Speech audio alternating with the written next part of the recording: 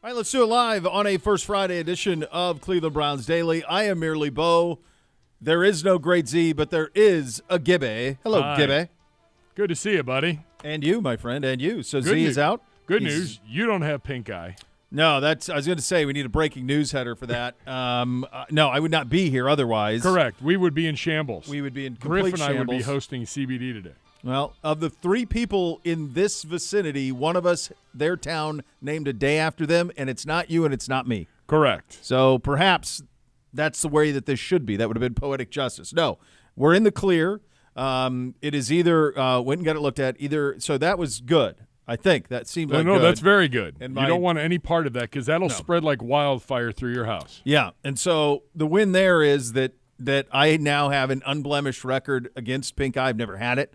Nobody in the household has had it, and so what happened was I have some sort of an abrasion that perhaps happened while I was sleeping, or perhaps coughing, or something like that, and so that is it. But to me, when I woke up, what was it, yesterday morning, and I showed it to you, and you could see how it looks like potentially, but then it never went to full eye. It was just the one offshoot. Bootsy was not happy about it.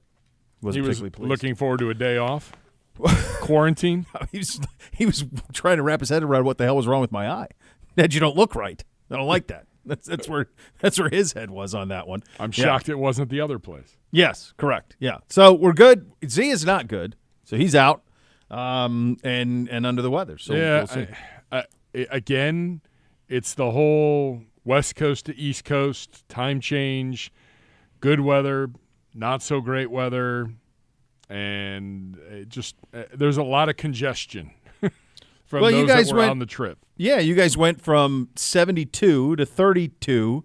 You went from a body clock it being right now it would be what, 10 a.m.? Yes. To now it's 1 o'clock. I mean, you were there a long time.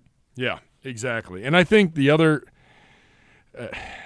the other tough part of it is it was very nice during the day. Weather was great during the day.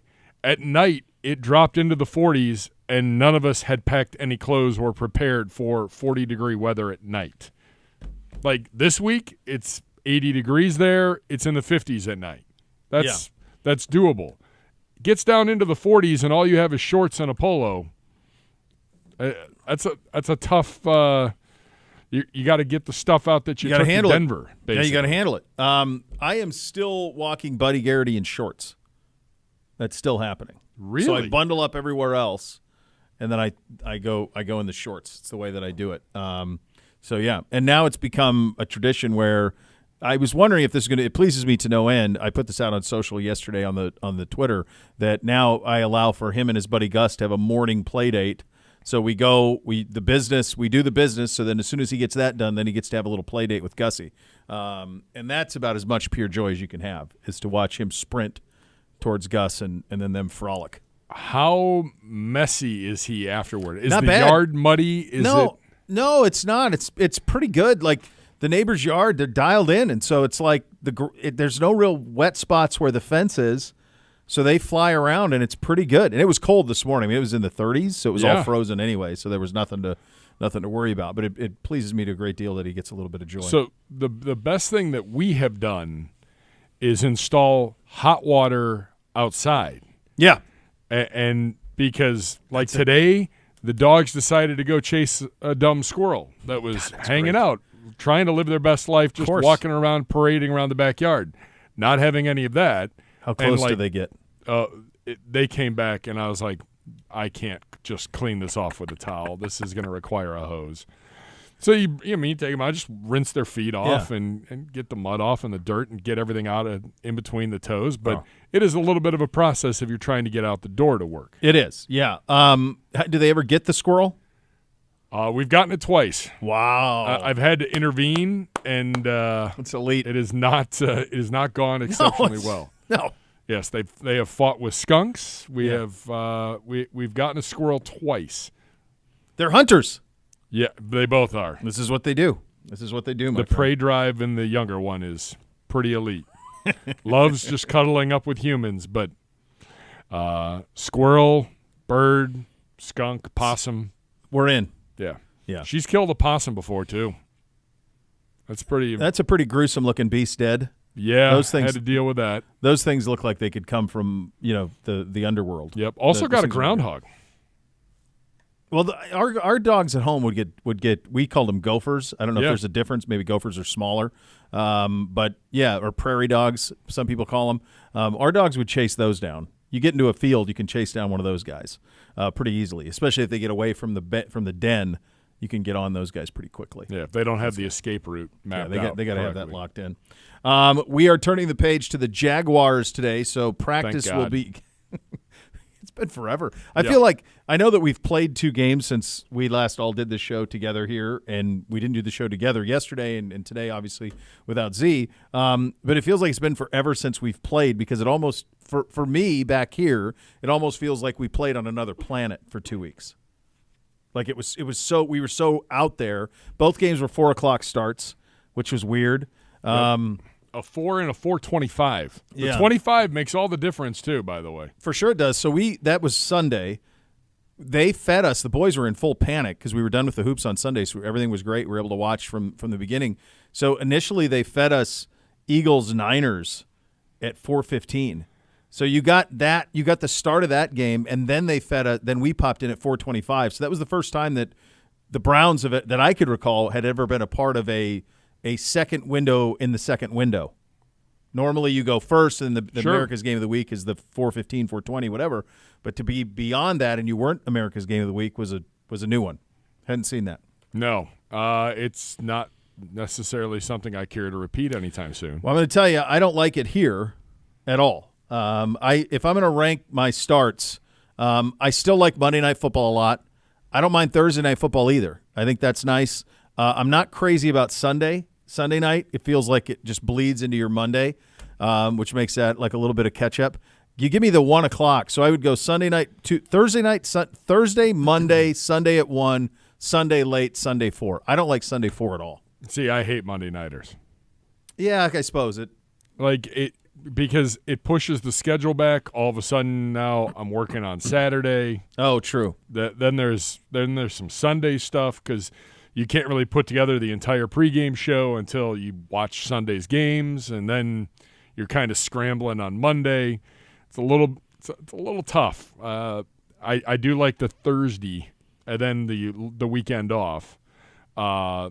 Sunday at 1 o'clock. I'm fine with the Sunday Night Football. I would put that number 3 on my list. Yeah. The 4 o'clock games, not great. It's tough. It's even worse when you're at home and have to play at 4 o'clock. We've had to do that a few times. Oh, sure. That's what I mean. I mean, from like the viewing standpoint here, I think it's brutal because you wait all day, but then you don't even get to have like a decent end part of your day because the game's going on as you're split with the family. Like we're eating dinner.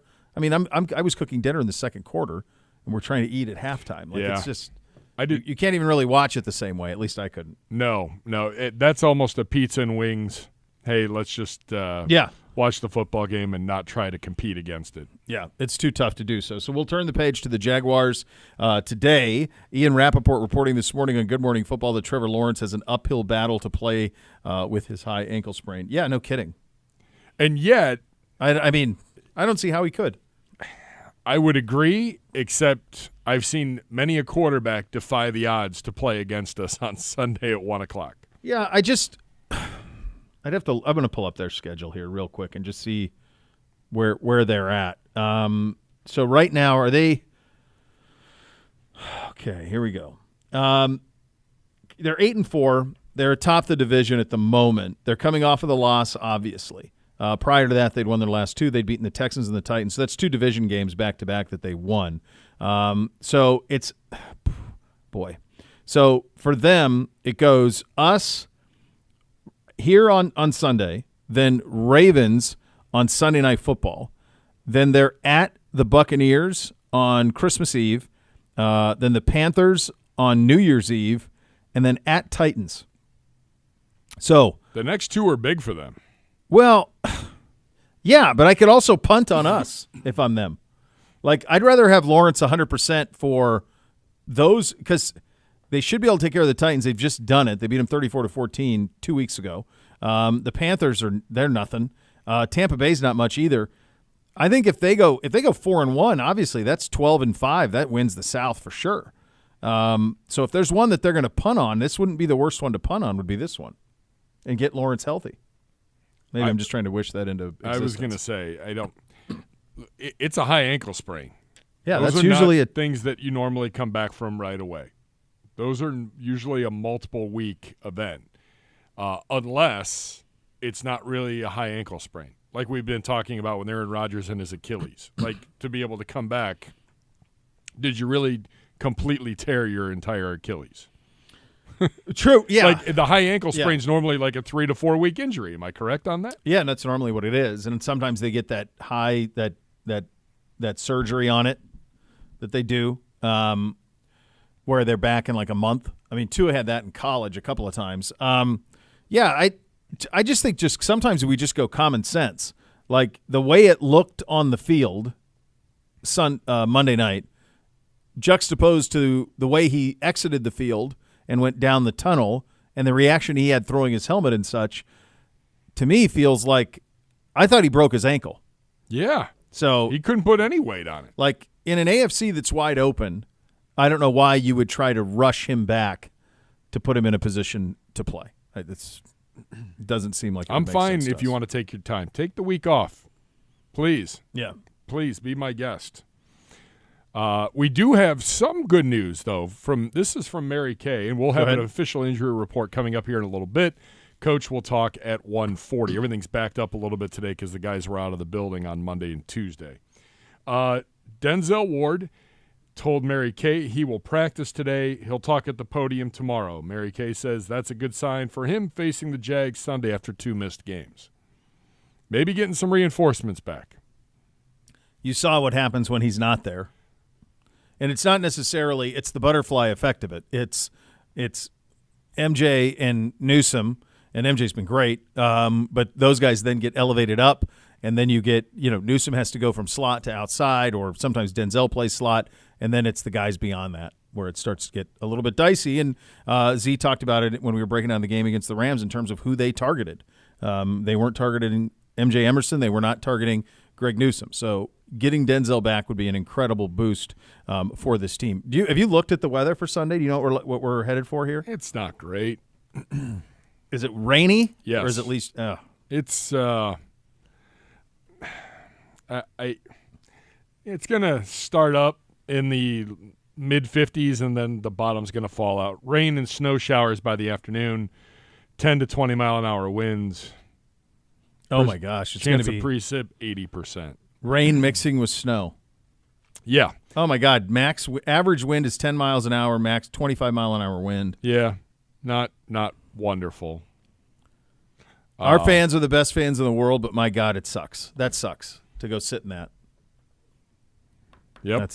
God bless you. But it's a big one on Sunday. It's huge. You got to have it. They're going to need you. But it's tough. Am I correct that you've got to get one of the two? You have to either get Jacksonville and or Houston. No. In this. I think you do. I don't. For tiebreaker purposes? Maybe, but I mean, I think some of this you'd have to pull up. Where the hell's Uno? Uno needs to pull up. Have him pull up, Gibbe, the remaining schedules for teams 5 through 10. So that's a lot of windows he's going to have open. I understand.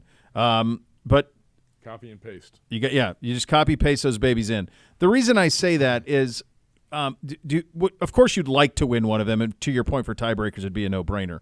But it really comes down to I still think the number's 10. And so if you beat, you're going to be favored, although I don't know about Cincinnati, but you're going to be favored in I think 3 games remaining. You're going to be favored against the Bears. That'll be on the 17th. You're going to be favored on the 28th against the Jets, and you're going to be favored at Cincinnati, likely, unless Jake Browning keeps this up, in which case you probably won't be. But if that is a one-off, then you'll probably be favored against Cincinnati at the end of the season, provided you're able to stay relatively healthy to provide all of that their situations remain the same. So those 3 wins get you to 10. It's hard for me to imagine. I know I did this with Buffalo, and you could probably do it with anybody else in the mix, and just say, like, who else has 3 games where they're going to be favored? That's really the number you're looking at, is how many teams have those 3 games that they're going to be favored in, and we certainly have that. All right, I got all of them up. Let's go, Uno. Give it to me. All right. Pittsburgh Steelers. Yep. They are Give it at to the me. Colts. They're at the Colt. No. This week they have New England. Okay, So tomorrow, that New should England. be win. At the Colts. Home for the Bengals. At the Seahawks. At the Ravens. This guy's unbelievable. This guy's in a puffer, aviators. And he looked like he came from Aspen. Like walked in from Aspen at the St. Regis. Swag. Unbelievable. All right, so give me that fifth one again. At Seahawks and then at Ravens for the Steelers. Okay. So, and Pittsburgh's at same as us, right? Same record? 7-5. So they got three, to me, L's, lock, stock L's. Ravens, Seahawks, and I think they'll lose to the Colts. So the Bengals game is an either-way game, and they should win Thursday, even with Trubisky. So that would put them at 9. At best, 9. All right, next. Give me the next. All right, the Denver Broncos. They are 6-6. Yep. Sunday they are at the Chargers, then at the Lions, home for New England, home for the Chargers, and then at the Raiders. All right. And then at Raiders? Yep. All right. So they're going to split the Charger games. They're not going to win them all. And then but they'll beat New England. They'll win one of the Chargers games. They'll beat the Raiders. So that gets them to 9-7. Same as Pittsburgh. Next. All right, the Houston Texans. Go ahead. Sunday they are at the New York Jets with Zach Wilson. He's back, by the way. Yes. All right. Texans are at the Titans. Okay. Home for the Browns. Home for the Titans, and then at the Colts. So 3 out of 5 in the South. All right. So they're better. I mean, to me, I see 3 wins for them right away, and that's not counting us. So even if let's play your game, Gibby, and say that we think it's mandatory, right? So let's say that we don't win that one, because my theory is that it isn't. That is 3 or 4 wins for the Houston. Where's Houston at? They're at 7, right now. Yes. So they'll be at 10. So there's someone you're gonna have to worry about. They'd be 10-7. So I feel like the Christmas Eve maybe is the bigger of the two opponents between Jacksonville and Houston. Yeah. So Houston, that would get Houston at 10-7. And the only other teams that, like Cincinnati's 6-6, that's a tough road for them to get 4 more wins. Buffalo is the most dangerous, but we've been over their schedule. They've got Dallas, they got Kansas City this week, Dallas and Miami still on the schedule. They have New England and I think the Jets too. So they're going to get to 3, but that's 9-8. So even if you don't give us the Houston win, like if you go off my theory that I guess then you have to win those that you have to win. You have to beat Chicago, you got to beat the Jets, and you got to beat the Bengals. Yep. So I guess to sum it up, get to 10, and I think you're safe. I just don't think there's going to be enough teams at 10. Get off the schneid and get a W this week. Yeah, how about we just do I'd love that? it. That would be perfect. I would like that a lot. That happens. Now you're sitting there at 8-5. 8-5. You're at 8-5 with you got to win 2 of the rest. And if you win 10 is the number. I cannot see a scenario if you win 10 games you don't make the postseason. Hard to imagine it. I like the way you think. I hope that's indeed the case. We all do. I mean we set that. I mean that's Yes. the deal is let's make the postseason. That's the job at hand there. All right, coming up next, we will meet the Jacksonville Jaguars. It's a talented group. They flipped this pretty quickly. We don't know if Lawrence will play or not. Coach will be at the podium around 1:40. You're listening to Cleveland Browns Daily, brought to you by Ballybet, sports betting partner of your Cleveland Browns, now live in Ohio on 850 ESPN Cleveland.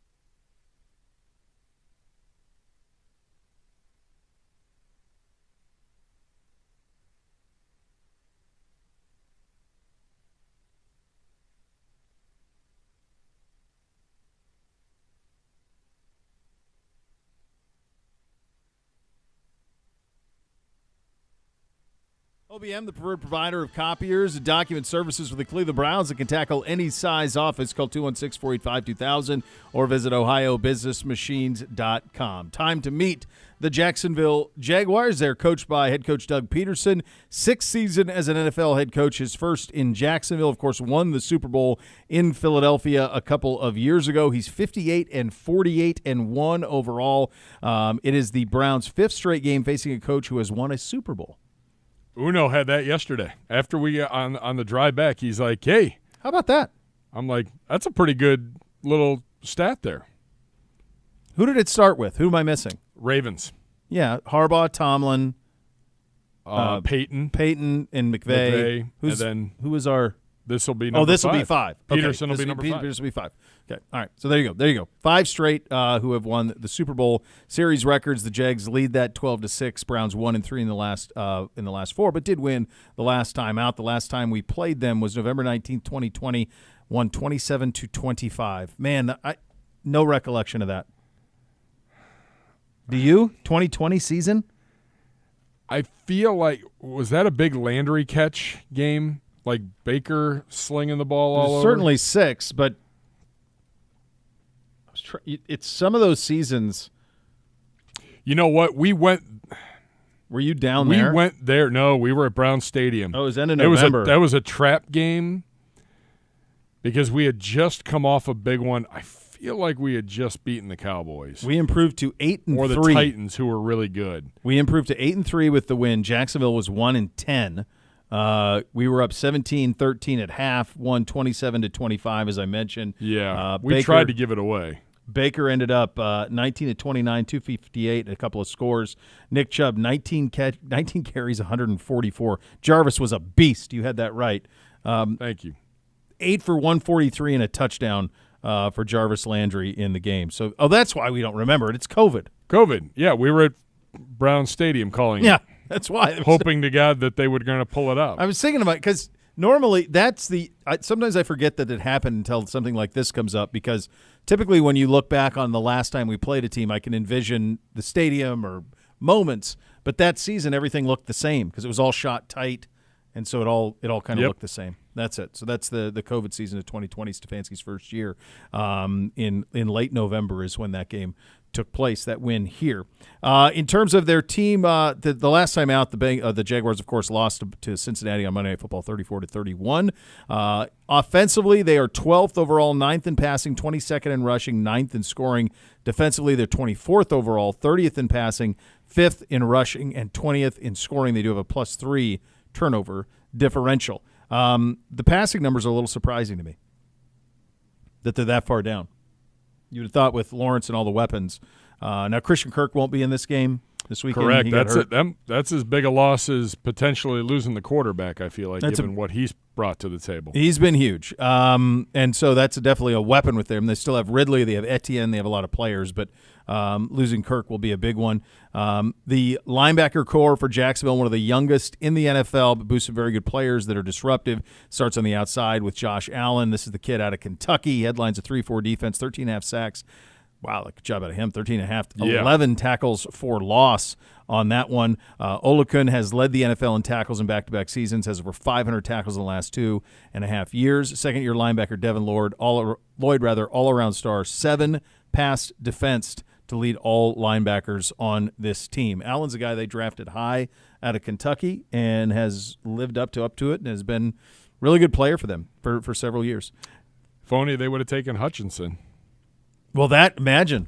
On the defensive line. So how's that guy doing? The Walker. Isn't his name Walker? One of the most anonymous number 1 overall picks. Is it on the next line? Where's it at? Oh, here it is. Trayvon Walker. Former second on the pick. team. Okay, so he's got 5 sacks. Good job. He's got it on there. Second on the team with a career-high 5 sacks. Also have 5 tackles for a loss and 13 QB hits. This might be the first year he's ever done anything, I feel like. It's year 2, though, for him. Right? Because Hutchinson was a rookie. They were rookies last year. So that was it. Hence a career year. There you go. I've got it. I've nailed it. Their skill position talent. talent. Rather have Hutchinson. Yeah, I think they would too. Their skill position talent is really good. Again, we don't know if Lawrence is going to play, but Travis Etienne is a star. Sometimes I feel like they forget he's on their team. I think sometimes they could use him even a little bit more than they do, but he has over 1,000 yards from scrimmage and 9 touchdowns. I mentioned Christian Kirk. He will be out of this game. Calvin Ridley and Kirk have combined for over 1,400 yards and 8 touchdowns. And remember, with Ridley, they got him for a bucket of balls. He sat for the year with the gambling violation, and it's not like anybody didn't think Calvin Ridley could play. Yeah. So they got him for next to nothing, and so he jumps into that team and will still be a weapon for them on Sunday. Evan Ingram, very, very good tight end. He is there as well. Their offensive line is where some of the flaws are. They did get a trade deadline deal that flew a little bit under the radar, the acquisition of Ezra Cleveland from Minnesota, slotted into the starting role at left guard. Rookie Anton Harrison has also come into his own, providing some help at the right tackle position. So if you're looking for a place where there are vulnerable, it would be our strength that potentially would be their weakness. So it would be our defensive line provided. But again, Miles with one arm is where we're at now. Yeah. Walker Little, who was the guy that backed into Trevor Lawrence, is dealing with a hamstring. It'll be interesting to see how he progresses during the week. Trevor Lawrence has never missed a game, 46 in a row since being drafted number 1. Jeez. How about that? That's amazing. Yeah. Early on to start every game. I mean, so that's a hell. So that changes. That does change my view on if he tries to play Sunday. So because that streak would probably be meaningful for him. I mean, that is a Manning start of like a Manning, Eli, or Peyton streak. So he returned from a knee sprain suffered late in Game 3 against the Colts, recovered to play 4 days later against the Saints. Bounces back well. Yeah. Okay. Well, now that I know he's got that streak intact, I mean, guys usually try to play through those things. Yeah, I would think so. Yeah. Darius Williams leads them with 3 interceptions, 16 passes defensed, also the 1 defensive touchdown on the year. We mentioned Trayvon Walker, the former number 1 overall pick, with 5 interceptions. And then Brandon McManus, their kicker, a Super Bowl champion, about 86% this year, tied for 5th in the NFL in field goals made. They're good. They're a good, young, talented team. They are a team that's in the hunt. It's pretty remarkable. I give the Khan family a lot of credit in realizing it was going south quickly with Urban and pulling the string on it, pulling and then ripcord, going to get a veteran head coach. And saying, we got to get this right now. Let's get a known, and let's not screw around. And they did, and they had a great deal of talent that was being accumulated on the roster from several years of being bad, but it needed to be pushed in the right direction. And that's happened now. Now, the one thing off the field, they are having a hell of a battle over stadium and all that stuff right now as well. And this is I'm sure we'll get somebody on at some point behind enemy lines this week down there. But I'm always curious about the business side of it. And one of the things that Urban was big on when he was down there was that it was almost like he was fundraising, like he was like a college coach. Sure. But they kind of had him out front, like on there's like a was it like a Four Seasons property that was attached right on the to a water. practice It was right facility. on the river. Yeah, so they've been trying to get something done with the stadium for a long time. Remember, they were going to play maybe a year in Gainesville and sort that out while they got it done. But it seems like it's become acrimonious again between the city and them. Forever, they were the threat that they were going to leave to go to London. That was always that they were the team. Like they played 2 games a year there. He tried buying Wembley. I think it ended up falling through, if memory serves. But at one point, that was going to be part of it. He owns, is it Fulham? He owns an English soccer team as well. Shad Khan does. So that is always the thinking there. A couple other things to look at, and this has been our Achilles heel all year. The Jaguars, 21 takeaways, 12 picks, 9 fumbles, tied for second, one behind Denver's 22. They make plays defensively. They might give up a lot of yards, but they can force you into mistakes. And we have committed our fair share of mistakes on the offensive side of the ball this year.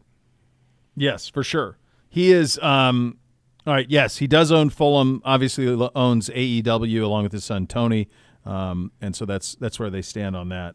Do you know where his money was from? What's that?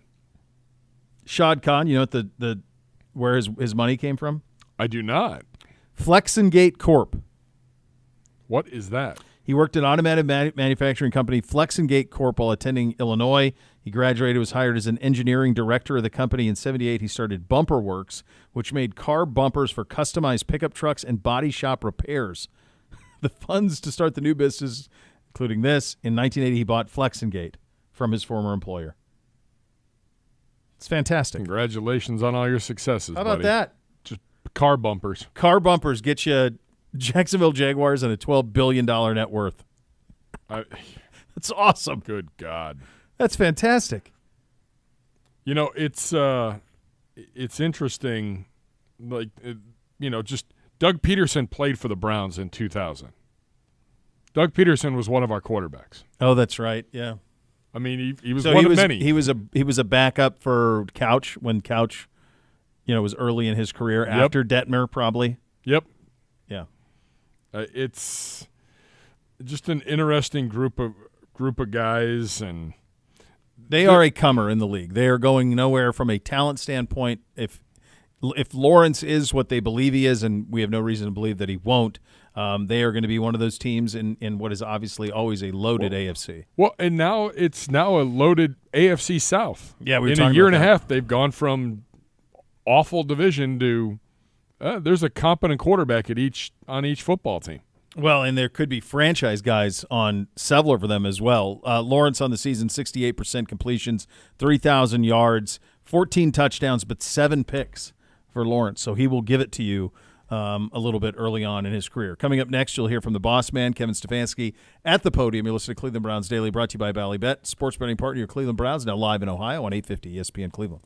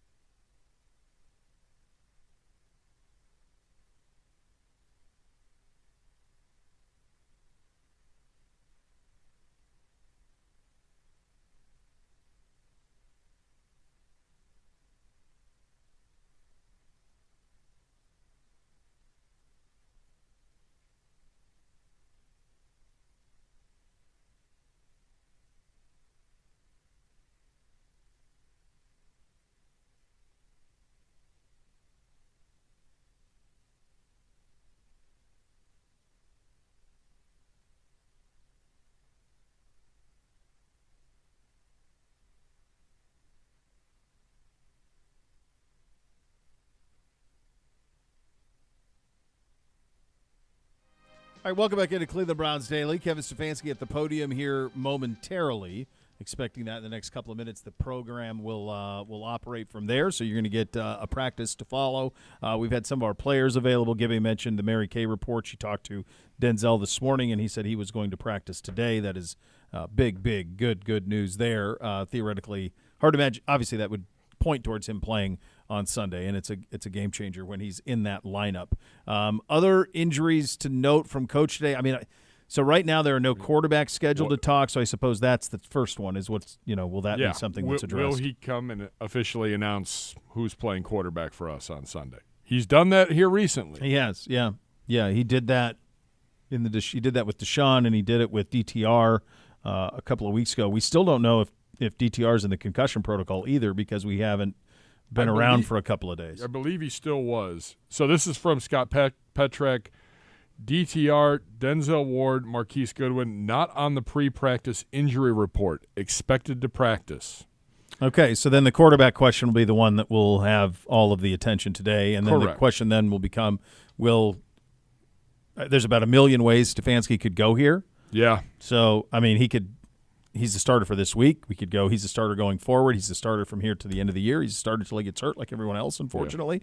Yeah. Amari Cooper, Kareem Hunt, Maurice Hurst will not practice. Yeah, Hurst with a calf, Hunt with a groin, Amari with that concussion protocol. So he's still in the protocol. So, and I don't need to see Kareem practice anymore. Coach. All right, let's go to the podium and see if we can get some answers from Coach Stefanski.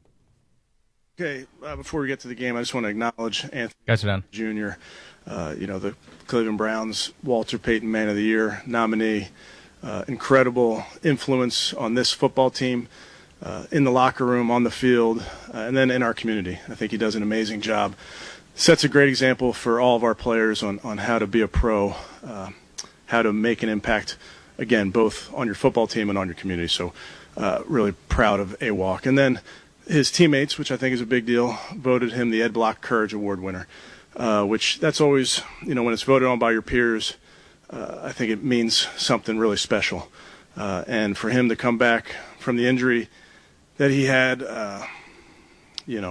those are hard. And to rehab the way he did and to come back and play well for us, again, huge impact. And then, I don't know if you guys know, but he was out of practice last Wednesday, and just to overcome ordering oysters on DoorDash. Think about how hard that is to overcome, and he did. I don't know if that factored into the voting by his teammates, but, I just want to acknowledge that fact. On the Jaguars, really good football team. Playoff team last year, leading their division this year. Talented football players, talented coaches. I know a lot of their coaches. I think Doug does a great job with their team, with their offense. Really a huge challenge. Just the way they have schemed up their run and their pass, a huge challenge. Defensively, Coach Caldwell does an awesome job. They're playing at a very high level, physical. Great players at all levels of the defense, an impressive unit, so a tough matchup. And then special teams, Heath Farwell is their special teams coordinator. I know Heath really well. They're sound, they're physical, so it's a huge challenge. It's AFC opponent at our place. We're excited about that challenge, but this is a really good football team, so we have to have a great week of practice, and we've started that with our meetings and our preparation today. But with that, I'll take any questions. Kevin, who's going to start at quarterback Sunday? We'll see how it goes this week. Dorian's still in the protocol, but he's working his way through. He wasn't on the pre-practice report, so he's going to practice, yes. I guess, he was a starter and got hurt, and Joe comes in, so how do you handle making that decision? Yeah, we'll make that decision at the appropriate time, but I want to see how, this week goes. You have Denzel Ward, at least he's not on the pre-practice report. How important is it that you're going to get him back on this? Yeah, again, that's with Denzel. He makes a huge impact on our football team. So get him back out at practice today, see how he does. How about Marquise as well? Is he through the protocol, or is he still in that process? Yeah, I don't know that he's all the way through, but he's trending that way, and we'll practice today. And again, it's with all these guys, whether it's concussion or otherwise, you really have to get them out on the practice field, see how they look, and then make a decision. What is AWalk Delk's leadership style, the way that he leads just that locker room, and obviously being a captain plays a factor in that. But how does he be a leader for this team? Yeah, that's a good question. I think he's very authentic. He's the same guy every single day. Same guy when we're up, same guy when we're down. Provides great leadership just in being that voice in the locker room. Does a great job of encouraging his teammates one-on-one. There's so much of leadership that nobody sees, and I just know that he's in our building providing a really positive impact really every day. Beyond the way Joe threw the ball on Sunday, everything looked just a little crisper and cleaner in terms of like play action, things like that. Were you surprised at how all those little nuances of, whether it's faking the handoff or dropping his shoulder, all that kind of stuff came back to him so naturally? Yeah, I think he's a pro. He's been around. He's been very well coached in his career. So all those nuances, like you mentioned, Tom, about the play action game, he's been coached up very hard on those things. So no, not surprised, but it's something that he's worked hard at throughout his career. Kevin, I know obviously the injuries have factored into this week-to-week quarterback thing, but you feel like you're going to, at some point here, be able to settle on one guy for this team to really gel around here as you go through this stretch run? Yeah, I think for us, we really have to, as you've seen throughout this season, you really have to worry about the week you're in and focus on the week you're in, and that's really what we're going to do. It's we talk every week. It's how do you win this game? That's what you're focused on. Are some of the things that maybe Dorian was starting to show you that if he is completely sprung, might make this a little bit of a difficult decision for him? Yeah, I think Dorian continues to get better. We've talked about him, Mary Kay, just think back to preseason, got better throughout the preseason. I think has gotten better throughout this season. I think we've all seen his skill set, know what type of player he is, but I think he's working very hard to continue to improve as this season wears on. Well, Jed Wills, he could start practicing today, I think. Will he be out there? We'll see. We'll update you as more information comes out. That's a part of the game, right? And you guys talk about it's a part of the game. You guys talk about next man up a lot, but how have you seen this team specifically respond this season with all of the injuries you faced and having to take it week by week? How has this group actually responded? Yeah, I think the guys have done a nice job, Cam, and that's something that is not unique to the Cleveland Browns. Injuries happen to everybody, and it's week to week, and our guys understand that because that's the reality of the NFL. So those are things that we deal with in game, in week. And like we've talked about, nobody likes injuries. Nobody wants to see their teammates out for a game or a quarter or the season. But they also know that we have a job to do, and I think they've recognized that when it's time to step up, you have to. Speaking of injuries, Jaguars are dealing with a major one there with Trevor. How do you balance, the potential of him playing, but also, getting ready for C.J. Beathard? Yeah, he's a great player. I will say this, makes every throw, athletic, have a ton of respect for him. He's played hurt before, so we'll see how this week goes and whether or not he makes it, but he's a great player. And there's tape on both guys. With Beathard, there's tape on him as well, so we know what his strengths are. And he led the team the other night and put him in position, so he's a very, very heady football player. Kevin, this is a little bit of an unusual situation because one of the quarterbacks is still in the protocol. So can you say, if Dorian clears the protocol and he's able to practice all week, can you say then he'd be your starter, or you still have a decision to make? Yeah, I think we got to see how it goes. I think that's what's important in this situation. Dorian's obviously hasn't cleared just yet, but he's going to practice. So I want to see how it looks. I know you talked Sunday and then on Monday about getting clarification on the sort of false start, moving the ball. Did you get any more clarification on that? And I guess is that just something that's unique to just situationally what we're seeing with? I know you mentioned the brotherly shove situation with the Eagles. I talked to the league. I'm not going to get into all the specifics. I would tell you, it's definitely a point of emphasis for them right now, whereas it wasn't. And we've gone many years here with that not being called. But now that that's how they're officiating it, we have to obviously abide by the rules to the T. And we're not trying to skirt any rules. We're certainly in these scenarios, we're not trying at all to gain an advantage, but we have to adjust based on how they're calling it. They give you point of emphasis like pregame, right? Do they talk you through what they're going to do? There's videos that go out each week and then you kind of know, kind of through the grapevine, and then pre-game, yes, I talk to the officials every game about certain things. Ethan said he didn't get a warning. Would that be common for them to tell a guy, hey, watch this, that? They definitely warn you on certain things. A lot of times what happens, I think in every single game, they warn your tackle about being too deep. That happens every week. And then you tell the tackle to move up. In this case, we did not get a warning. I don't know if that's something that moving forward they will do. I think that would be fair in this instance. If you see it on a 2nd and 5 and you see a movement that you would deem, illegal or false start, whatever it may be, I think that would be fair. Ethan's going to work hard to make sure that this doesn't happen, and we're going to coach it up as such. Center just adjust the ball so the laces are where he wants them, or how does that? Yeah, it's interesting. I've studied more center ball handling than I ever have in my life this week, Jeff. I think each guy's a little bit different. Some guys take it and roll it. Some guys move it back. Some guys move it forward. Sometimes when you're leaning back to talk to the quarterback or the other players, you may move the ball a little bit. So there's obviously a little bit of movement that goes on with every single play. I think the league is trying to make sure that there's no unfair advantage gained by the offense in these situations.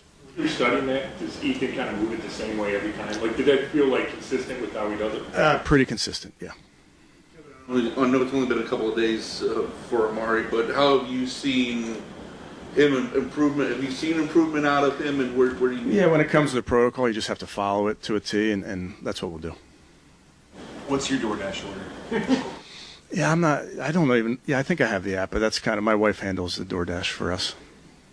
So you installed the RPOs for Flacco this week then? Is that? We'll have to see, Tom. He's the conventional quarterback, right? He's this straight drop back, whatever.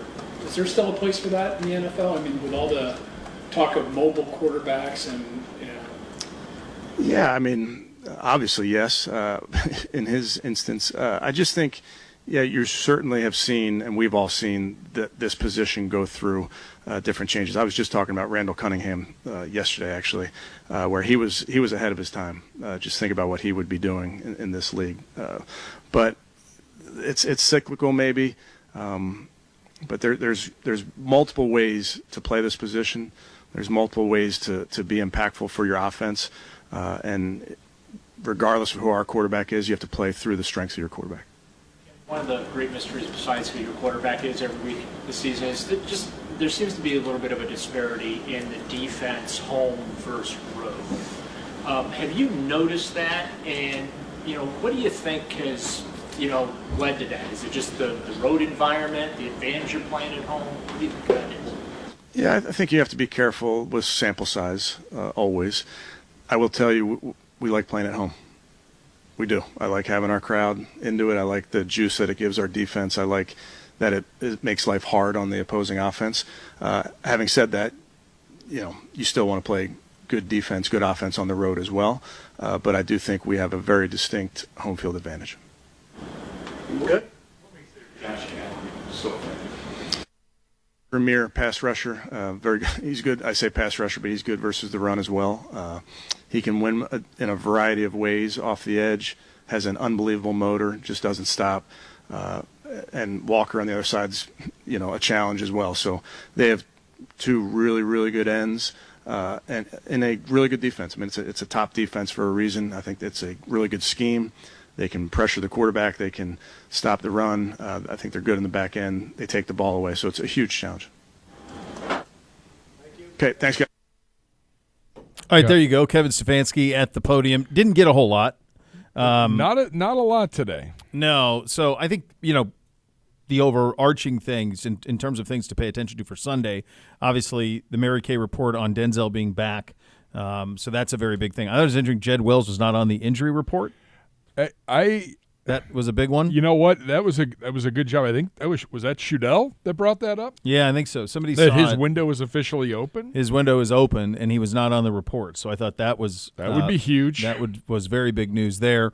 DTR is still in protocol, but is practicing. So I don't understand the gray area of that. I know if Z were here, he would say, "Well, they got to do this before they can do this." And this is the new thing this year. Somehow that they're still in protocol, but they're able to practice, but not fully practice. They can go through this and that. It doesn't make any sense. Either you're in concussion protocol or you're not. That would be my common sense. Kind of what I think too.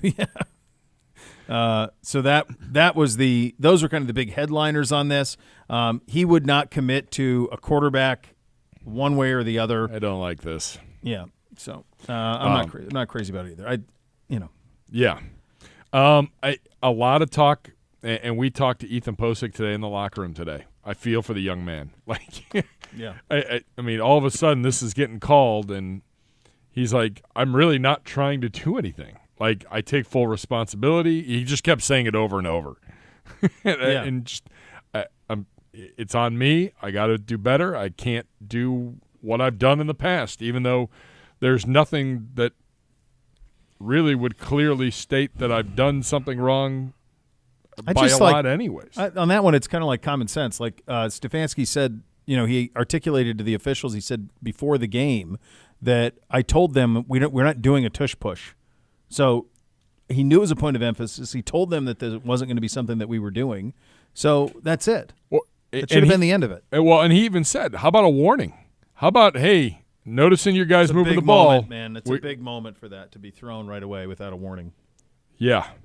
I mean, that is the play of the game. It's 3rd and 1. I mean, it's 3rd and short to 3rd and a lot. It changed. It absolutely changed anything. I will allow Coach, not that he needs my permission, but I will allow Coach for some gamesmanship on the quarterback this week because obviously Flacco and DTR are 2 entirely different players, and it will force Jacksonville to play for both. So while I think all of us would like, hey, this is our starter, it's going to be this way going forward, I can also acknowledge that this week, while there is ambiguity at the position, there's gamesmanship that could be at play. Well, and there's an advantage from us. It's coming from Jacksonville too right now. Trevor Lawrence has an uphill battle. Well, Coach, we talked about it when we previewed the Jags. Coach just mentioned it. Wouldn't be surprised if Trevor Lawrence is the starting quarterback on Sunday. Yeah, the only obviously Lawrence is dramatically better than Beathard, but they're similar type of players. Our guys are 2 totally different players. One you're going to have a running element to, the other one you're not. So this will make Jacksonville prepare for 2 styles of quarterback play on Sunday, and there's some value in that. So I'm sure he would like what all of us would like, which is this is my starting quarterback. Yeah. The end. I'm sure he'd love that. Here's my wide receiver. Here's my running back. Yeah. Here's my tight end. That's here's the way my it works. offensive lineman. Let's go play football on Sunday at 1 o'clock. Yeah, that's it. All right, second hour of the program up next. You go one-on-one with AWOC, so you have that to look forward to, which is nice. We'll take a look at some of the NFL awards now that we're about 2/3 of the way through the season. You listen to Cleveland Browns Daily on 850 ESPN Cleveland.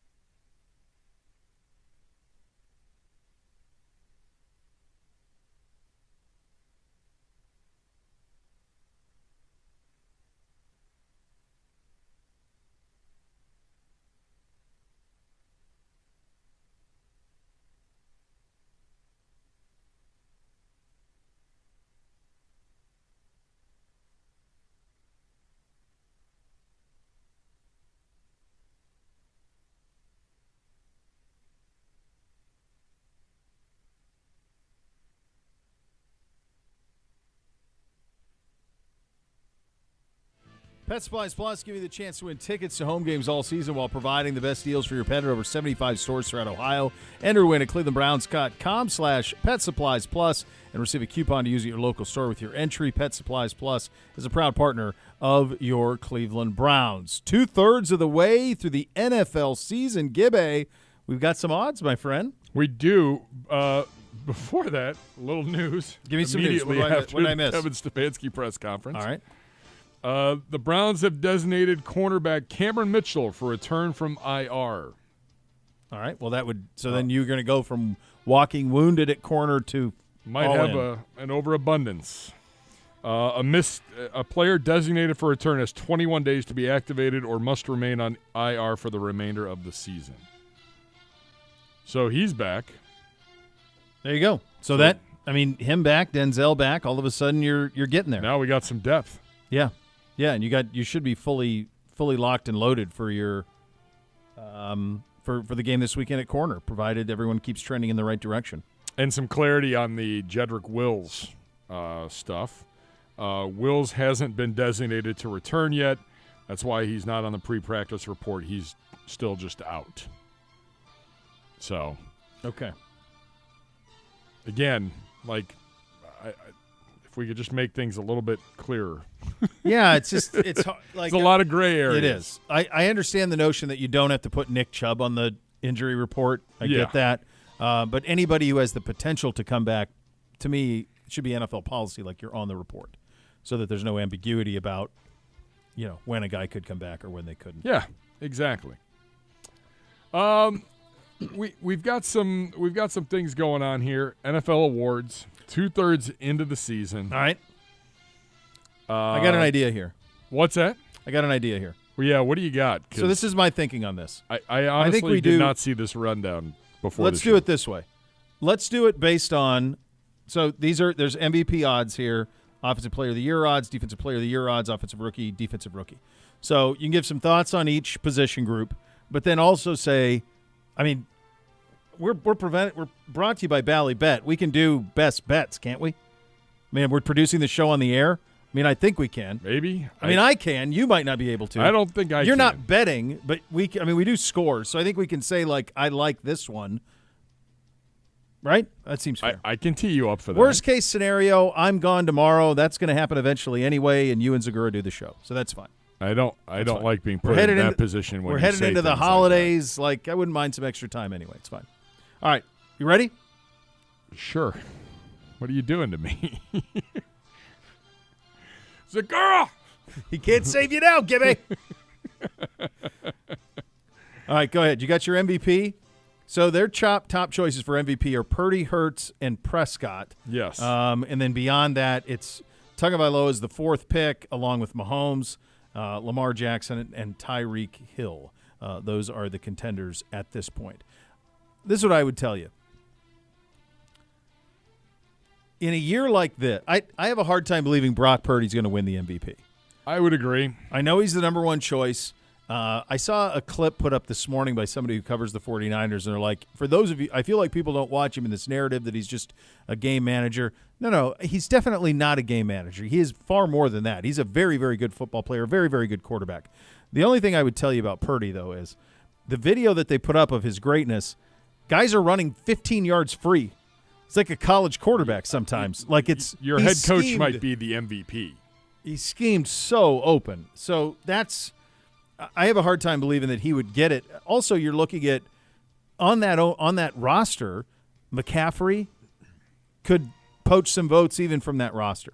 So I think Purdy as the lead dog right now, I don't buy. I think the next two should be the actual lead dogs.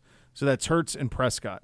If Dak Prescott can win out and beat Philly, I know they play Buffalo too. If he's impressive in that stretch, could I see Dak Prescott winning the MVP? Yeah, I could. If they're the 2 seed in the NFC behind, and like somehow if they could pass Philly, or even get close to that, I could see that. Hurts to me feels like that would be easy if they go 15-2 or 14-3. It'd be very easy for Jalen Hurts to win the MVP. All right, so do we agree? is Jalen Hurts the number one contender right now? For me, he would be the favorite right now. Now, not according to these odds, but I think Hurts would be the most logical, easy choice as the number one overall. Dak I think, would be number 2? For me, yeah. Who's I think number Purdy's 3? tough. I think you could put Purdy, Tua, Mahomes. Those guys can all kind of be the same, although I think Mahomes could win it. Like if he went scorched earth the last month, everybody knows he's the best player, so he could win it that way. Tua, I put it almost no chance, and I'm going to get to that in a second. Why? The two guys also listed on the same page. On this, Lamar Jackson could absolutely win the MVP of the league. They've been injuries at running back. Because they're coming off the bye, I think people forget about it. But if the Baltimore Ravens win the AFC in the regular season, if they're the number one overall seed, he's going to be why. And right now, his odds are 3 times better than Purdy's. So I just like that as a value. Tyreek Hill? That's my other one. That's where I was going. Who's more valuable to that team, Tyreek or Tua? I mean, the answer is probably still Tua, but if Tyreek has 2,100 yards, how many touchdowns does he have right now? Do we have it, Uno? Is he like at 14? I thought he was at 12. He's looking now. Yeah. So I like Tua a lot. 12. There we go. So 12 touchdowns. Is he at like 1,500 yards, 1,400 yards? 1,500. So if he goes 2,000 yards receiving. 93 catches for 1,481 okay. and 12. So he's got 5 games left? Yeah. Okay.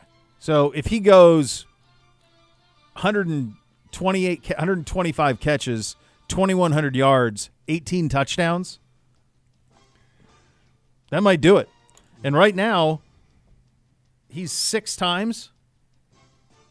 So I like that a lot. I like Tyreek Hill a lot. Yeah. Nope. I agree with you.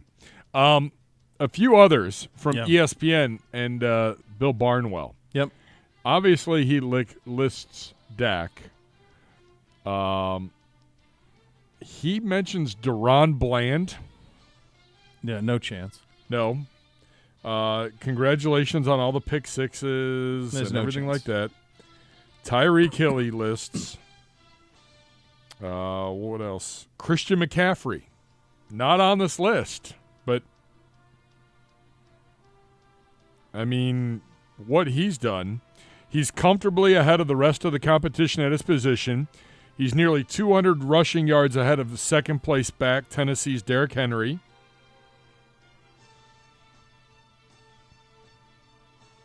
I mean, he's a full touchdown ahead of the second-place back behind him, Miami's Raheem Mostert, who averages 17.9 points per contest. This is he factors in the fantasy. No, the fantasy impact. Well. Yeah. I think realistically, I'd feel pretty good about Mahomes or Jackson based on what they have left and just acknowledgement of who they are.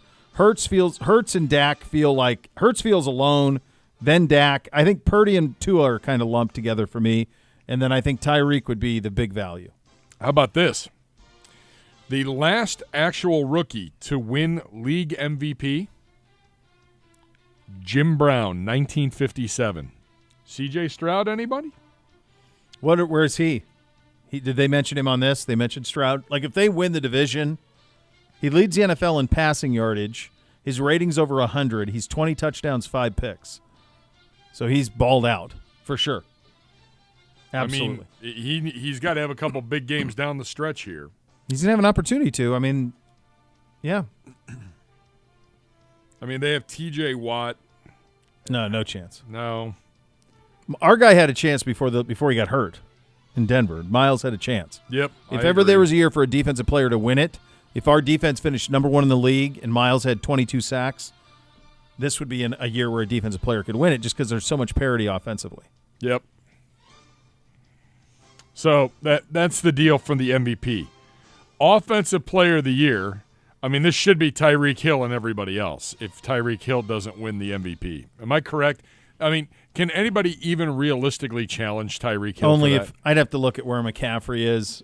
You know, like if Tyreek slowed down tremendously, McCaffrey could win it. McCaffrey's won it before, hasn't he? I feel like he did. Pulling up numbers now. Oh, he's never won. He's never won Offensive Player of the Year? No. Oh, yeah, because it was Jefferson last year. McCaffrey's already got 210 carries, 1,000 yards rushing, 12 touchdowns.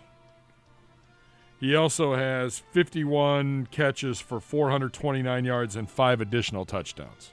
So he's 1,500 total yards and 17 total touchdowns? Yes. Okay. So it's pretty close between him and Tyreek. Yeah, maybe it's closer than you think. Closer than we thought, yeah. Okay. I It'll don't be think one of those CeeDee two. Lamb's in that conversation. No. It'll be one of those two. Defensive Player of the Year, the candidates so far that are named: Micah Parsons, our own Myles Garrett, T.J. Watt, Deron Bland. I appreciate Deron Bland and all the pick sixes, but I think Micah Parsons having an effect up front is what is getting him those pick sixes. Well, and I mean it's contributing to it for sure. This is one I'd love to see Myles get. I know how much it means to him, but we have to be. Here's the path for him. We've got to get back to being a dominant defense. He needs to get to a point where he's around 20 sacks, and we need to win 10 games. That's kind of where you're at with that. Sure. That's a playoff appearance will help that. So, offensive rookie of the year, it's Stroud and everybody else. Yeah, I mean he's. Yeah, the odds are pretty good on him. Yeah, we're not getting in trouble for this. His odds are minus 9,000. Yeah, there is no second. It's not even eighth. It's 8 billion. It's a lock. Yeah, he's got it wrapped up. Defensive rookie of the year, Jalen Carter, Devin Witherspoon, who really is impressive, and Will Anderson. Will Anderson's coming on strong, really strong in Houston. If they keep that up, you got a real chance there. So here's my problem with the Purdy. Let's do the Purdy conversation right now. Okay. So statistically, he's 3,100. He's 23 touchdowns, 6 picks is where he's at. He's a 70% completion. 70% completion. So he's killing it there. His statistics are almost a mirror of C.J. Stroud's, and C.J. Stroud does not have Kyle Shanahan. He does not have Brandon Ayuk. He does not have Kittle. He does not have Deebo Samuel. He does not have Christian McCaffrey. So that's where it's going to be hard for Purdy to overcome the overall talent on his roster. Yeah.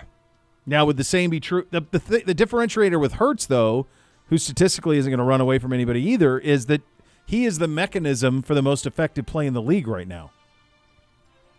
Like it doesn't work if he's not there to do it. Did you give Hurts his numbers? I'm pulling them up right now. That's what I'm looking them up. He's got 29. He's just 5 yards away from 3,000 passing. 19 touchdowns. He's thrown 10 picks. Yeah. But what's the rush game? Yeah, where's the rush? Where are the here we go. The rushing numbers. How about some rushing? There we go. The touchdown numbers alone are going to be way up there. The internet here very fast. It's crushing me today. He's got 430 yards rushing so far and 12 touchdowns. Yeah, that's and again, it's every short yardage play. He's the instrument of it. Every single one. I mean, imagine being DeAndre Swift, 783 yards and 4 touchdowns. Yeah, I mean, I'm telling you, I like. You might have hit on one with Stroud. I mean, that just rarely you give the rookie the MVP. I like Tyreek Hill a lot, and I like Lamar. Lamar and Mahomes have good value. So I can tell you Sunday Night Football this week is Eagles-Cowboys. Dak wins that. Yeah. 49ers, Seahawks. Texans are at the Jets. I mean, Stroud could be a good game for him to pad his stats there. Texans, Jets? Texans, Jets. That'll do it for sure. And then you got Bills, Chiefs. They got some good ones Sunday. Yeah, Prescott 3,200 yards, 26 touchdowns on the season. So he's right there in that Stroud. He's got more touchdowns than Stroud, but he's right there from a yards standpoint. Well, and can Dallas win a meaningful game against a team with a winning record? I mean, they beat Seattle. So they go Philly. They got Philly this week? Is that what you said? Yeah. So they go Philly, Buffalo. Yeah, and the Eagles have already beat them, 28-23. And the Eagles that was a murderer's row for the Eagles. They went Kansas City, San Francisco. Yep. And then, well, no, they went Buffalo, Kansas City, San Francisco, Dallas. That's brutal. That's brutal for them. Let Tide Cleaners take care of your laundry and dry cleaning needs this holiday season. Enjoy $10 off of $40 or more all month long with the code BROWNS10. Exclusions do apply. Visit locally owned and operated Tide Cleaners in the greater Cleveland area and make the most of your holidays. You're listening to Cleveland Browns Daily on 850 ESPN Cleveland.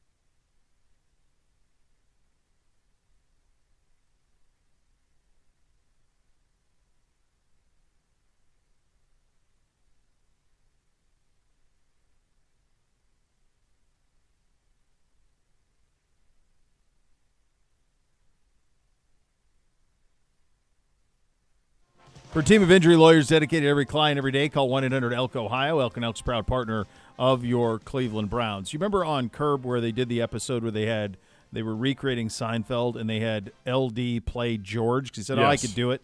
That's what we're going to attempt to do here. So I'm going to attempt to guess the scores. I'm not pretending that I'm going to be. I can't imagine I do well at this. I haven't done this yet. Z's got it down to an art form. He keeps copious notes. He's aware of how the people in the desert view some of these. I'm not paying that. I'm good at the scores. On Friday, I'm very good at the scores. Yes, you are. I'm not good I'm at willing this. you get a full point here. I get a full point? Yeah, All right, you shouldn't let's give it a shot. There's no half. Zagura gets the half. He's a You half. get We're the holding, full. I'm state school versus public. Yeah. Come on, give the kid a break. I'm right there with just you. Barely getting it done here. Michael DeRocco, by the way, from Jacksonville. Trevor Lawrence will not practice today, per Doug Peterson. Lawrence is scheduled to speak with the media, actually, right now. So we'll see if he does that. He doesn't need to practice, honestly, till Saturday, probably. I mean, Correct. like do a walkthrough on or whatever. They'll fly here Saturday. They'll probably do a walkthrough down there Saturday morning and then fly. Like, if he participated in that, that's probably all he would need. Yeah. That's the thing, folks. Like, when you get all the reps all the time, all year, you don't need them as much. You could take a couple days where you don't. All right, Gibby, you ready? Are you ready? I don't know. We'll give Climax. it a shot. Give me a little traveling music under this. Give it our best shot here. All right. We'll get through it together. All right. Thursday night football. Squealers hosting the New England Patriots. It's Bill Belichick versus the Squealers, according to Amazon. Should be a great one with Al Michaels. He's going to be surly. Oh, the amount of Johnny Blue that's going to be down by halftime. It's going to be a steady diet of Johnny Blue and T-bones. That's a body bag Weren't game. They just in Pittsburgh? They were, yeah. Yep, they Ooh. were. And normally Al likes it because it's historically and they get great games, but this is nonsense. Not this one. So I think that there's probably – my hunch is there's finally been an acknowledgement that New England is actually terrible. And that while Pittsburgh struggles, can New England even – I mean, it was 6-0 at home. Like, is New England capable of scoring a point against Pittsburgh? I don't So think if I take that into context, understanding that Pittsburgh isn't great either, and they would know that too, I'm going to go Pittsburgh -6. Pittsburgh -6, final answer. Hit it right on the head. Let's go. 1-0. Let's go. 1-0, Nice start. baby. Nice start. Nice start. There we go. Don't get ahead of yourself. Let's do our game. Let's go to Sunday. Brownies, Jaguars. Yes. Does it appear to you that they are taking that they think Lawrence is in or out? Out. Browns by 2.5. Browns by 3. Got it. 2-0. All right. I'm allowing questions today too. Well, that's the only way that because especially that. That's a tough one. Yeah. Yeah. Tampa Bay is 5-7. They travel to the gutless Falcons, who are in first place in the NFC South. It's a 1:00 game on, of course, CBS, because that makes all the sense in the world. Buccaneers at Falcons. Bucket. These two. I'm going to go Falcons 1.5. 2.5. Let's go. Within it. You're 3-0. Let's go. Who needs Zagura? Oh, we all do. We all do. He's a franchise. He's a franchise, give it. It's been It's a all while. luck. It's all luck. It's been a while since I threw some shade at him. Yeah. It's fine. Poor kid's on his deathbed. Yeah, sure he is. I wonder if Nana's taking care of him with some soup. Come on, Nana. I'd like some soup. Yeah, let's go. A big one down in the Nashtucky of the world. The Bengals playing in the Dirty Natty, playing host to the Indianapolis Colts. The Colts 7-5, Bengals 6-6. Colts could help us out here a little bit, maybe. Boy, this is tough. Colts have won like 4 in a row. They've been rolling. I'm going to go. I could go. Gosh, this is going to be right on it. I'm going to go Indy -1.5. Indy -1. Come on, let's go. This is a day right Let's now. go. Let's go. All right. I need a big lead. There's going to come a swoon. Yeah, well, that usually It's happens coming. with Zagura, too. Yeah, it's hard. Texans 7-5, visiting the New York Football Jets. Zach Wilson is back as the starter. 4-8 are the Jets. Texans 7-5 from New Jersey. I'm going to go Texans 7. Texans -7. Missed it. First wrong one. Texans -4. What? Okay. 4. Hey, kids, you want to get a lean on the scores? There's a lean on the scores for you right there. Yeah. 4? 4. Jeez. Yeah. Come on. I don't know about that one. No good. The Rams have won 3 in a row. They make the cross-country trek to Baltimore. Ratbirds, Rams. Ravens 9-3 coming off the bye week. The Rams 6-6. Baltimore -5. Ravens -7. A full. I don't understand that one either. A full tutty, huh? I mean, I guess coming off the bye. I was going to go 5.5. I thought for sure it would be Vegas zone. I didn't think there's a chance they'd go a full touchdown. Yeah. I think there's some good value there. Yeah, the last that two, one. definitely some interesting value. Yeah. All right, to the All right, NFC. 2 losses in a row. I knew this was going to It's happen. okay. It's all right. What are we, 4 All right, and I can't 2? panic. 4-2. 4-2. You're all right. Don't look at the score. 1-0 here. All right. 1-0. Okay. Yep. NFC Norris action. Okay. Lions 9-3 at Chicago, the team of your Ute. 4-8 are the Bears. At Chicago? At Chicago. So I think this would be 6.5 or 7.5 in Detroit. I'm going to go down a little, but not too much. I'm going to go Lions 4. Lions 4. Lions 3.5. You're back. We're back, baby. You're back. You stop the bleeding. Stop the bleeding. Rally. Let's go. Let's go. Good job by you. I'm wondering if weather will be a factor in that one as well at some point. Yeah, it's in play. Given yeah. the weather here, we have the same situation there. Yeah. Not sure. All right. To the NFC South. Yep. Kind of gross. 1-11 Carolina. Oh, God. Visiting the 5-7 New Orleans Saints. Saints 7. Saints 5. Someone explain to me what's going on there. Come on. 5-3. Hate to see that. All right, I got to finish strong here. We're down 5? Well, I don't know. That whole division sucks. It's hard to say. I guess it makes some sense. How are the Panthers not like a touchdown underdog in every game? Unless they're playing Good New question. England, who's got 2 wins. Yeah. All right. Let's regroup. 2, 4, 6. You still have 7 games left. Do I really? Yeah. It's Oh, a full my slate God. this week. Oh, my God. All right, All right. go ahead. Now to the late afternoon games. Minnesota, 6-6. Josh Dobbs will be the starter for the Vikings on Sunday. Visiting Las Vegas and the 5-7 Raiders. I mean, just think about what we're doing here.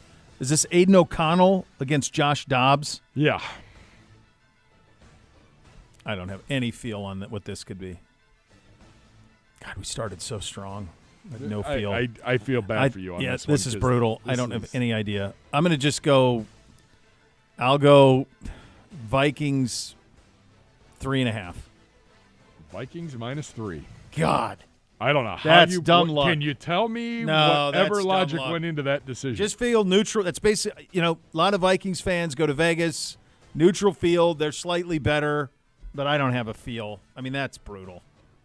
That's crazy. I'm shocked I got that one. Uck. That might be the inmate game of the week. No, it's Saints, Carolina. Saints, Carolina. At least you get pretty uniforms I don't know. to look at. Aiden O'Connell versus Dobbs? At least you get I pretty love uniforms. Dobbs, It's but bad. come on. It's bad. Yeah, you do get good uniforms. Yeah. NFC West action late day All right. on December the 10th. The 49ers, 9-3, off of that big win against the Philadelphia Eagles. Is it a letdown? They host the 6-6 Seattle Seahawks, playing for their playoff lives, Bo Bishop. Niners 10. Niners 10.5. That's a big number. Yeah. I think that's about how it should be, though. Yeah. I mean, given what the 49ers did last week. Yeah, that's where I'm at. Yep. Not going to have that hangover coming back to the West Coast. All right. 6-3. 6-3. All right. 5 left. All right. 425. America's game of the week. Buffalo, Kansas City from Arrowhead. 6-6 Bills, 8-4 Chiefs. Taylor Swift, maybe? I don't know. Feels like it. Time person of the year. How about that? Yeah, good job out of her. I would say, had last week's game not taken place, this would be Chiefs like 5.5, 5.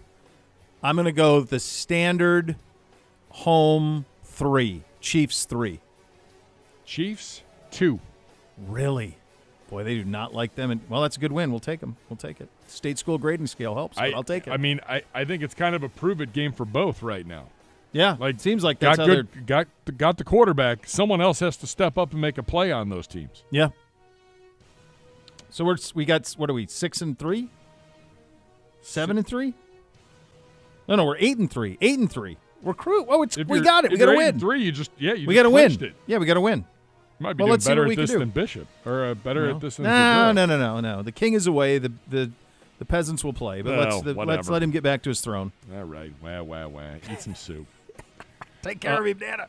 AFC West action. The red-hot Denver Broncos, up until last week when they lost to the Texans, traveling to Los Angeles to battle the Chargers. Chargers 5-7, Broncos 6-6. Little gross game here. The Chargers scored 6 points at New England. And won. Denver's more competent than that. I think you could make an argument Denver should be favored in this game. I don't think they will be, but I think it's right on it. I'm going to go Chargers 1. Chargers -3. Hey, kids, go to the window. Yeah, I like that one, too. I don't understand that. Doesn't make a whole lot of sense to me. No. Sunday night foosball, the NFC East. Philly 10-2, visiting 9-3 Dallas. Maybe Michael Irvin's sitting at the Star naked, asking about championships. Why wouldn't he be? Putting his foot in the sand. Greatness. 10-2, 9-3. Sunday, you will want to wait up all day for this. Yeah, this one I like. I like this one. I think the Hurts injury, banged up stuff, Philly is not going to be favored in this game. Dallas will be favored. The question is by how much. When all else fails, just go with the 3. I'm going to go Dallas 3. Dallas 3.5. All right. We're back, baby. We're back. Got a doubleheader on Monday night. Okay. Because why wouldn't you? They're going at the same time, right? Yeah, they're not staggering, which doesn't make any sense to me. I think that's stupid, but this is where we are in life. Yep. We'll start with the Green Bay Packers. Red hot. 6-6. Visiting the New York Football Giants. 4-8. Tyrod Taylor off the injured list. Not playing. Mama's boy is starting. Can't remember his name off the top Tommy of my head. DeVito. Tommy DeVito. I like Green Bay.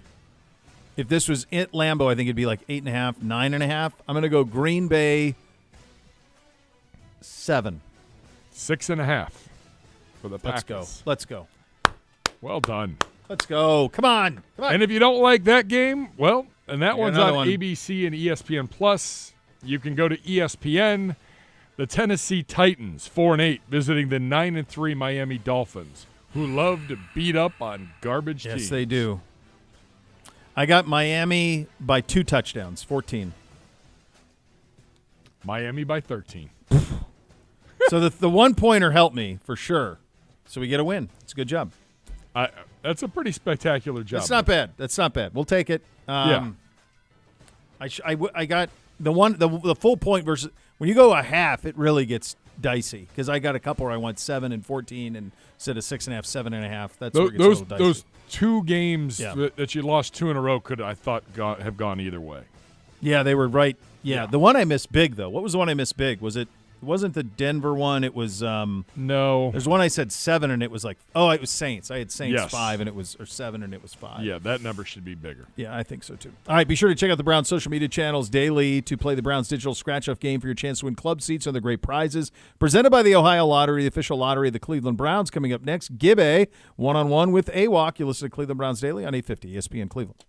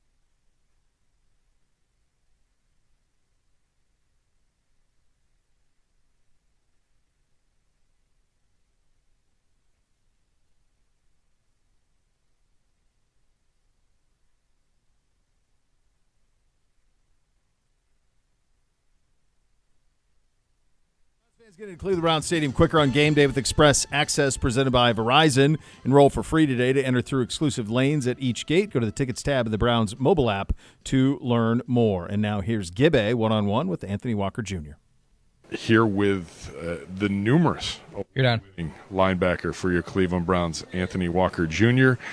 We'll get into the specifics here in just a minute, but I got to ask, 9 days out on the West Coast, coming back, how are you feeling? First day back in the building, how are things going? Yeah, I'm excited for a new opportunity, new week. Just a chance to put ourselves in a good position. Coming back off the road, got 2 games at home, a big one this week with an AFC opponent. We're excited.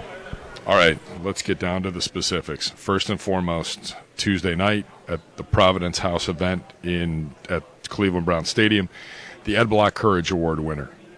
Going to you as a team player, and I'm getting the verbiage correct here, honors those National Football League players who exemplify commitments to the principles of sportsmanship and courage. Congratulations, well-deserved. What does the honor mean to you, and how was last night with the Conklin family? Yeah, definitely appreciative of the award. Voted on by my peers. That's the biggest sign of respect that you can have is from your peers at this level. And thankful that my teammates voted for me for that award. Obviously, it's not an award that you kind of want to win. I talked to Jack about that, because that means you got hurt or you're coming off an injury. But I'm stronger from it. I think, God had me go through that for a reason. And I appreciate my teammates, my parents, my family helping me get through that tough time. And, the training staff helping me get back. To the player that I am. So, very thankful for the opportunity from my peers, to have that voted on.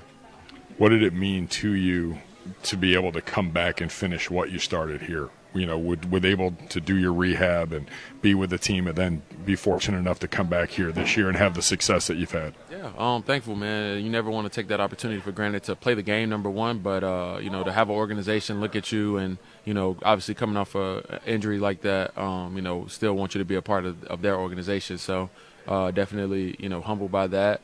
Knew it was going to be a long journey coming back. Had to put the work in, and like I said, it wasn't just me by myself. The training staff, my teammates pushing me, everybody that went through that process with me, I'm very thankful for.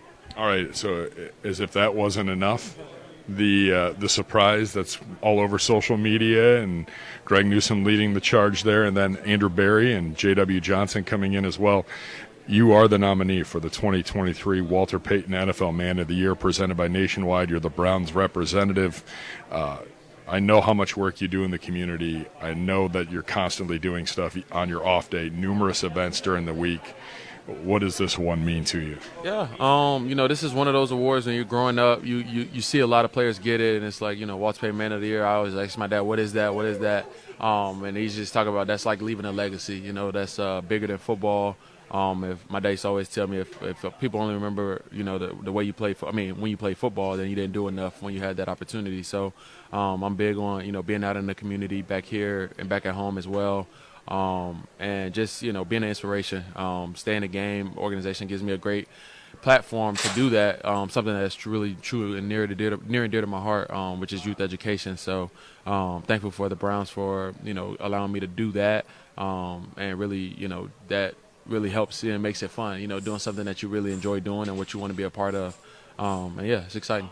All right, so, and you've done a number of things here recently. Thanksgiving, you were active that week leading up to the Denver game, and things that you've constantly been doing. How did the title of ambassador come about? How did all that come into play? Yeah, they reached out to the Browns and they presented it to us, and I was like, man, that's like perfect for me. Really what I, something that I truly believe in. Like I said, youth education. My dad really instilled that into me very, very hard growing up. So I am thankful for that, and I'm thankful for him for making education a priority for me. So I really took school seriously, and then, being a student athlete, I really believe in that. And then obviously getting into it with Stay in the Game, their mission of trying to make sure that students are able to get to school every day and, rewarding them for that. I think it's awesome. So I wanted to be a part of that. So I asked, can I be the brand ambassador? And they agreed. and you've done a fantastic job with all the things that are publicized and a lot of things that aren't in the community. What was Dad's reaction to everything? Yeah, obviously, I think as a parent, you hope your child, it takes what you instill in them and use it out in the world, and you kind of don't know because he's not here with me every day, every step of the way, but you see the awards and he's like, I must have did something right, outside of you playing football in the NFL. So I am thankful for him, and obviously this is his teaching, his tutelage that I'm just carrying on. All right, as you get ready for Jacksonville here, you mentioned it, 3 of the next 4 all at home. Everything's in front of you despite some tough times out on the West Coast. What's the mindset? And in year 3 of this with this football team, how have you seen this team become more resilient and be able to bounce back the way that they have, especially this year with all the injuries and everything that's happened? Yeah, I mean, like you talked about, every part of this year has been a challenge, which every NFL season is. So we're not going to feel sorry for ourselves. Obviously, we didn't get the job done on the West Coast, but like I said, we have a great opportunity this week, and we're only focused on this week and going 1-0, and whatever it takes. That's our mindset right now. Whatever it takes to get the job done, we have to do. And I truly believe in the guys in this locker room to get that done. Congratulations on everything. Wish you all the best the rest of the year. Well-deserved honors. Enjoy the Super Bowl. I do have to say, NFL.com/Man of the Year. You can vote online. If you get the most votes, an additional $35,000 for the charity of your choice, $10,000 I think for second place as well. And I wish you nothing but the best and continued success. I appreciate you guys having me. Thank you for the Man of the Year award, Air Block Courage award. Like I said, man, it's a testament to everybody that has been in my corner from day one. You're up. All right, great stuff from AWOC and from Gibby. So much more to come. You're listening to Cleveland Browns Daily on 850 ESPN Cleveland.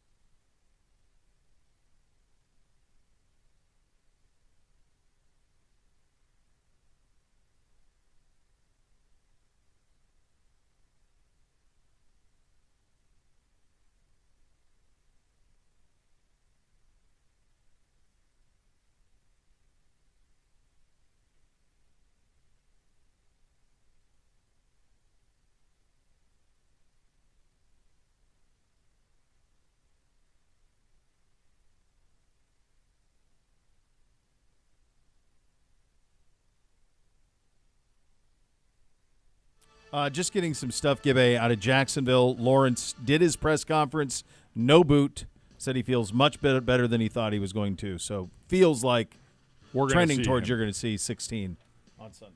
Start number 47 in a row. Yeah, when him. you have those streaks, when you mentioned that streak, I took note of that for sure. Good job out of you. Thank you for all your help today. This is what I'm here. This is the gig. The next level coming up next. Thanks for listening, everybody. There's Gibbe. Cleveland runs daily 850 ESPN Cleveland.